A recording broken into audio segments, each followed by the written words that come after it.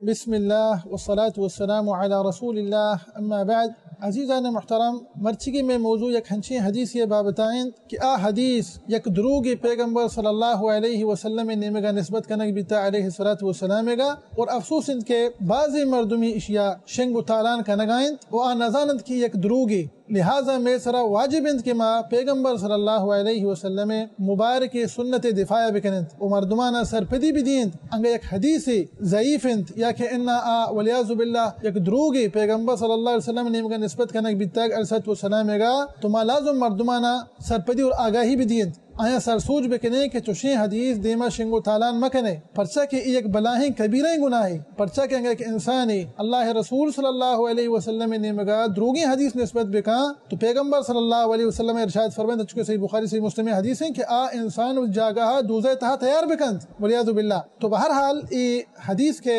مرچہ شنگند social media تہا اور بیتکن کہ ای حدیث شمی دیما ہم گوستا یا کہ انہ نوکی گوزی پرچہ کے وعدے کہ ماہ رمضان کے نزدیک بھی نی لہتے مردمی حدیثہ شنگو تالان کنند. عموماً ای دروگی حدیث الفاظ چو ای وڑایند کہ اللہ رسول صلی اللہ علیہ وسلم ارشاد فرمائیتا کہ سلامہ من بلغ الناس بشہر رمضان حرمہ علی النار. حدیث مفہوم ہمشند ہر یک انسانی آدھگے مردمانا بوشتگوں کے ماہ رمضان کدی داخل بھی ماہ رمضان اولی تاریخ کدی گند تو رب العالمین سبحانہ وتعالی ای انسان سرا دوزہ حرام کند. ای حدیث معنائند، ای حدیث مفہومند، لیکن انچو کہ میں گشتگا کہ ای حدیث یک دروگی اللہ رسول صلی اللہ علیہ وسلم نے مگا نسبت کرنے بیتا، لہذا میں سرا واجب و باید ہمشیں کہ ما چوشیں حدیثاں دیما شنگو تالان مکنند اور ہر یک انسانی بیچارہ مانگا زانے کے آوتی نا علمی وجہ چی چوشیں حدیث دیما شنگو تالان کنت ما لازم آیا سرپد بکنے، آیا سرپدی بھی دیئے، آیا سرسوچ بکنے کہ